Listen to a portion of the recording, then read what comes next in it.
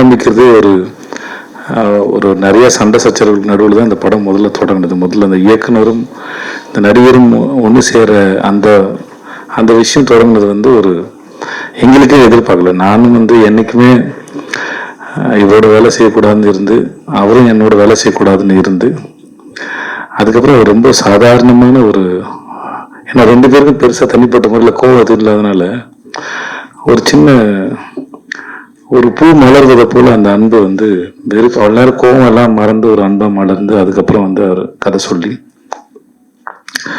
அதுக்கப்புறம் படப்படப்படம் எல்லாமே நடந்துருச்சு. கிட்டத்தட்ட எனக்கு அவர் 2009 தெரியும்னு நினைக்கிறேன். இல்லை சார், 2009 தெரியும். இன்னைக்குதான் மதன் பேசினேன். அவருக்கு நேஷனல் அவார்டு வரும்போது நான் அவரை என்னோட தென்மேல் பொருள்காட்டு படத்துக்கு ஆடியோ லான்ச்சுக்கு இன்வைட் பண்ண போனேன். நானும் அவர் மட்டும் தான் இருந்தோம். அவருக்கு மெசேஜ் எதுவும் நான் தான் படிச்சு சொன்னேன். ஃப்ளைட் டிக்கெட் எதுவும் நான் தான் படிச்சு அவருக்கு சொன்னேன் நான். ஸோ ஏதோ ஒரு பெரிய சர்க்கிள் ஒரு கம்ப்ளீட் ஆன மாதிரி இருந்தது. நாயகன் விஜய் சேதுபதி சார்,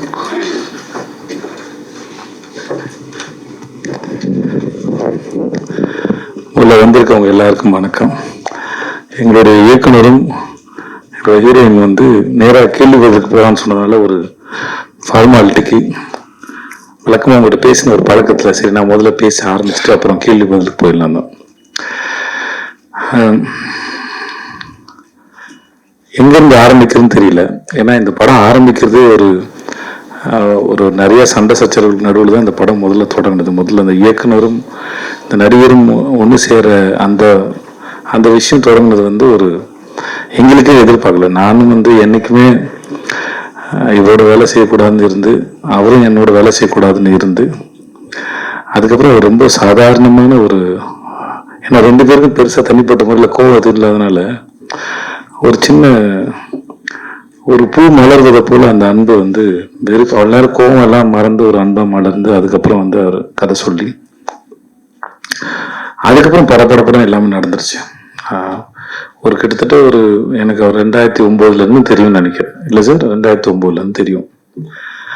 இன்னைக்குதான் மதன் பேசினேன். அவருக்கு நேஷனல் அவார்டு வரும்போது நான் அவரை என்னோட தென்மேல் பொருள்காட்டு படத்துக்கு ஆடியோ லான்ச்சுக்கு இன்வைட் பண்ண போனேன். நானும் அவர் மட்டும் தான் இருந்தோம். அவருக்கு மெசேஜ் எதுவும் நான் தான் படிச்சு சொன்னேன். ஃப்ளைட் டிக்கெட் எதுவும் நான் தான் படிச்சு அவருக்கு சொன்னேன் நான். ஸோ ஏதோ ஒரு பெரிய சர்க்கிள் ஒரு கம்ப்ளீட் ஆன மாதிரி இருந்தது. ஸோ இந்த படம் தொடங்கினதே ரொம்ப அழகான அற்புதமான ஒரு அனுபவம். அப்புறம் எங்க ப்ரொடக்ஷன் கம்பெனி சத்யஜோதி பத்தி ரொம்ப நாள் தெரியும். ஆனா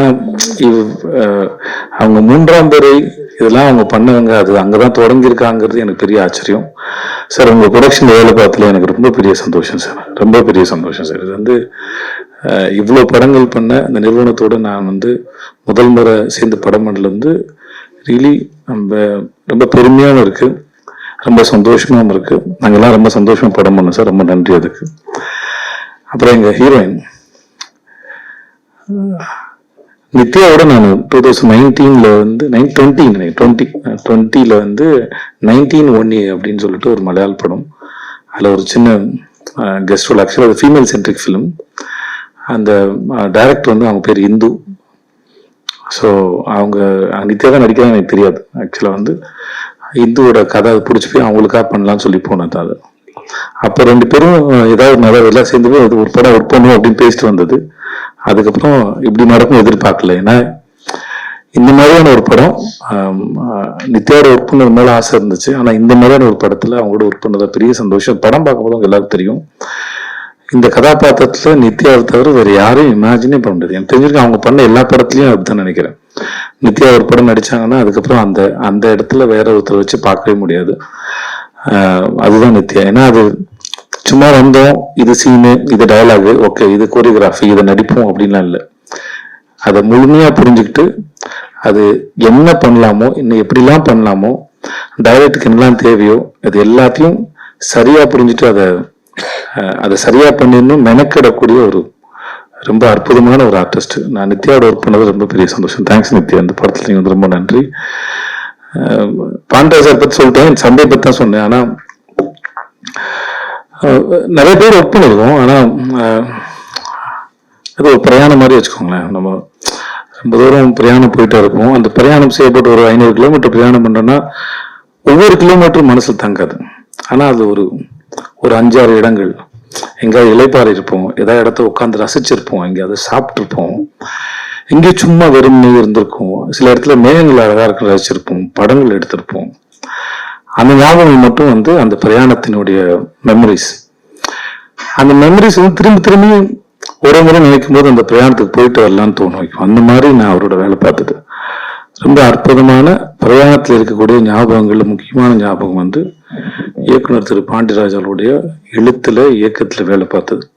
அப்கோர்ஸ் கொஞ்சம் கஷ்டமாக இருந்தாலும், அந்த மனுஷன் டார்ச்சராக இருந்தாலும், சிறந்த சொல்லுவாங்கல்ல, இந்த இவரோட படத்துல வரும், பசங்க படத்துல வருங்க, யாராவது பையன் அடிக்கிறதுக்கு ஆள் கொடுப்போம்ல, சொன்ன ஒரு பையன் இல்லையா, அந்த மாதிரி ப்ரொடக்ஷன் கம்பெனி எங்களை அடிக்கிறதுக்கு ஆள் வச்ச மாதிரி இந்த ஆள் தான் பாண்டியராஜ். அவங்க 2 பேரையும் அந்த நித்யா மேனன் விஜய் சேதுபதி வச்சு டார்ச்சர் பண்ணுங்க அப்படின்னு நினைச்சா எப்படி இருக்குமோ அந்த மாதிரி தான். சும்மா சொல்றேன், நான் நிஜமாவும் சொல்றேன், சும்மா மாதிரி நிஜமா சொல்றேன், நிஜமா மாதிரி சும்மா சொல்றேன். இது எப்படி சொல்றீங்கன்னு எடுத்துக்கோங்க. ஆனா படன்னு இருக்கும்.